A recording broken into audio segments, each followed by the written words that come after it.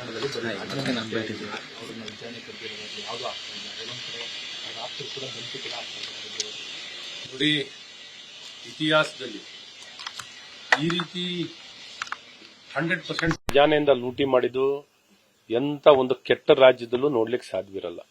ಅಂತ ಲೂಟಿ ಮಾಡಿರುವಂತದ್ದು ಈ ಕಾಂಗ್ರೆಸ್ ಸರ್ಕಾರ, ಸನ್ಮಾನ್ಯ ಸಿದ್ದರಾಮಯ್ಯನವರ ಒಂದು ನೇತೃತ್ವದ ಈ ಸರ್ಕಾರದಲ್ಲಿ ಇವತ್ತು ಆರ್ಥಿಕ ಸಚಿವರಾಗಿ ಎಲ್ಲರೂ ನೋಡಿ ಖಜಾನೆಯಿಂದನೇ ನೇರವಾಗಿ 100% ಹಣ ಲೂಟಿ ಮಾಡಿದ್ದಾರೆ. ಮಾಡಿ ಇನ್ನು ಮಂತ್ರಿ ಬಂಧನ, ಆಕ್ಚುಲಿ ಮುಖ್ಯಮಂತ್ರಿದೇ ಬಂಧನ ಆಗಬೇಕು ನಾನು ಕೇಳೋದು ಅಂದ್ರೆ.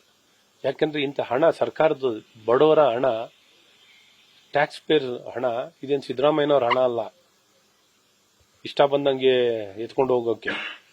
ಇವತ್ತು ಎಲ್ಲ ಒಂದ್ ಕಡೆ ಜವಾಬ್ದಾರಿ ಇದೆ ಈ ಸರ್ಕಾರದಲ್ಲಿ.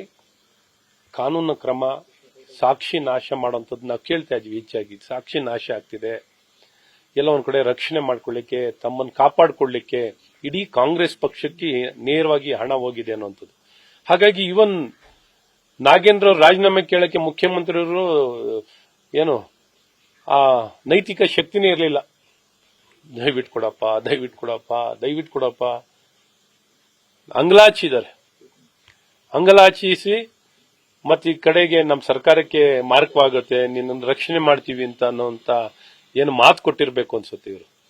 ಹಾಗಾಗಿ ಇದೆಲ್ಲ ಒಂದ್ ಕಡೆ ಈಗ ಸಾಕ್ಷಿದಾರರುಗಳು, ಒಬ್ಬ ವ್ಯಕ್ತಿ ಆತ್ಮಹತ್ಯೆ ಮಾಡ್ಕೊಂಡಿರುವಂತದ್ದು ಇವೆಲ್ಲ ನೋಡ್ರೆ ಇವರಿಗೆ ನನ್ನ ನೈತಿಕತೆ ಇದೆಯಾ, ಒಂದೇನೋ ಆತ್ಮಸಾಕ್ಷಿ ಇದೆ. ಹಾಗಾಗಿ ಇವತ್ತೆಲ್ಲ ಒಂದ್ ಕಡೆ ಬಂಧನ ಮಾಡೋದಕ್ಕೆ ಮಂತ್ರಿ ನಾಗೇಂದ್ರ ಅವರನ್ನ, ಮಾಜಿ ಸಚಿವರು ಅವ್ರನ್ನ, ಬೇರೆ ಬೇರೆ ವ್ಯಕ್ತಿಗಳನ್ನೆಲ್ಲ ತಕ್ಷಣ ಬಂಧನ ಮಾಡುವಂತದ್ದು ಆಗ್ಬೇಕಾಗಿದೆ.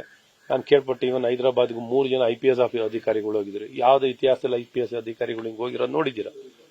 ಇವತ್ತು ಈ ರೀತಿ ಹೋಗಿ ಸಾಕ್ಷಿ ನಾಶ ಮಾಡುವಂತ ಕೆಲಸಗಳು ಆಗ್ತಿದೆ ಅಂತ ಕೇಳ್ಪಡ್ತಾ ಇದೀವಿ. ಎಲ್ಲ ಒಂದ್ ಕಡೆ ನೀವು ತಕ್ಷಣ ಮುಖ್ಯಮಂತ್ರಿಗಳೇ ನೀವೇ ರಾಜೀನಾಮೆ ಕೊಡಬೇಕು, ನೀವು ರಾಜೀನಾಮೆ ಕೊಡಬೇಕು ಅನ್ನೋಂಥದ್ದು ಬಹಳ ಸ್ಪಷ್ಟವಾಗಿ ನಮ್ಮ ಭಾರತೀಯ ಜನತಾ ಪಾರ್ಟಿಯ ನಿಲುವಾಗಿದೆ. ಜನರು ಇದನ್ನು ಕೇಳ್ತಾ ಇದ್ದಾರೆ. ಇದನ್ನೆಲ್ಲ ಒಂದ್ ಕಡೆ ನ್ಯಾಯಯುತವಾಗಿ, ಒಂದು ಪ್ರಾಮಾಣಿಕವಾಗಿ ತನಿಖೆ ಆಗ್ಲಿಕ್ಕೆ ಸಾಧ್ಯವಿಲ್ಲ. ಎಲ್ಲ ಈ ಸಾಕ್ಷಿ ಕೊಟ್ಟಂತ ವ್ಯಕ್ತಿ ನೋಡ್ರಿ, ಯಾರು ಒಂದು ಚೀಫ್ ಅಕೌಂಟ್ ಆಫೀಸರ್, ಅವರೇ ಹೇಳಿಕೆ ಕೊಟ್ಟಿದಾರಲ್ಲ, ಕೋರ್ಟಿಗೆ ಹೋಗಿ ಹೇಳಿಕೆ ಕೊಟ್ಟಿದ್ದಾರೆ. ಇದಕ್ಕಿಂತ ನಿಮ್ಗೆ ನಾಚಿಕೆ ಅಲ್ವಾ? ಒಬ್ರು ವ್ಯಕ್ತಿ ಅಫಿಡವಿಟ್ ಹಾಕಿ ಹೇಳಿದಾನೆ.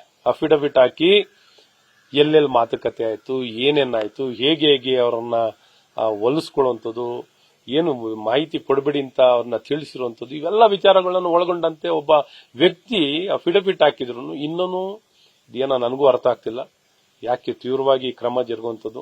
ಎಲ್ಲ ಒಂದ್ ಕಡೆ ಈ SITನ ತಕ್ಷಣ ಹ್ಯಾಂಡ್ ಓವರ್ CBIಗಾರ ಮಾಡಲಿ ಅಥವಾ ಕೋರ್ಟ್ ಮಾನಿಟರ್ ಆಗಲಿ, ಎಲ್ಲ ಒಂದ್ ಕಡೆ ತಕ್ಷಣ ಕ್ರಮ ವಹಿಸುವಂತದ್ದಾಗಬೇಕು. ಇಷ್ಟು ಕೆಟ್ಟ ಭ್ರಷ್ಟ ಸರ್ಕಾರ ನೋಡ್ಲಿಕ್ಕೆ ಸಾಧ್ಯವಿಲ್ಲ.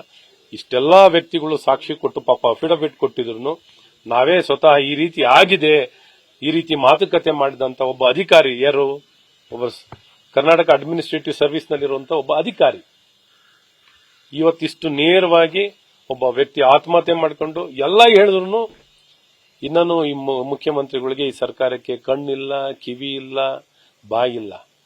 ಒಟ್ಟು ಬಂಡತನದಲ್ಲಿರುವಂತಹ ಈ ಸರ್ಕಾರ ನಿಜಕ್ಕೂ ತಕ್ಷಣ ಇವರೆಲ್ಲ ಅವರಿಗೆ ಸೂಕ್ತವಾದ ಜಾಗ ಯಾವುದು ಅಂದ್ರೆ ಪರಪ್ಪ ನಗರ, ಅಲ್ಲಿ ಬಂಧನಕ್ಕೆ. ಪರಪ್ಪ ನಗರ ಸರಿಯಾಗಲಿಲ್ಲ ಅಂದ್ರೆ ಇವನ್ ತಿಹಾರ್ ಜೈಲ್ಗೂ ಕಳಿಸಬಹುದು ಇವ್ರಿಗೆ.